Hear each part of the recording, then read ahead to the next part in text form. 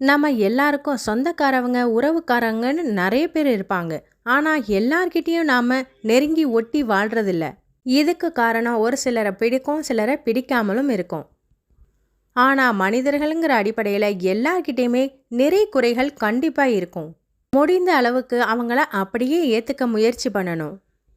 நபி அவங்க சொல்லும்போது, யாருக்கு வாழ்வாதாரம், வசதி வாய்ப்புகள் அதிகமாகணும், அதேபோல நீண்ட ஆயுள் கிடைக்கணும்னு ஆசைப்படுறீங்களோ, நீங்க உங்களுடைய உறவினர்கள ஒட்டி வாழுங்க.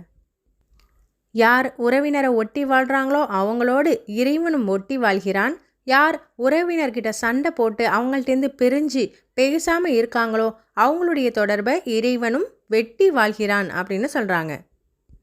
சின்ன சின்ன சண்டைகள், பிரச்சனைகளுக்காக நாம பல வருஷமா பேசாமலும் அவங்களுடைய முகத்தை ஏறெடுத்தும் பார்க்காமலும் முகத்தை திருப்பிக்கிட்டு போறோம்னு சொன்னா நாம நன்மையை இழந்துக்கிட்டு இருக்கோம் அப்படிங்கிறது தான் உண்மை.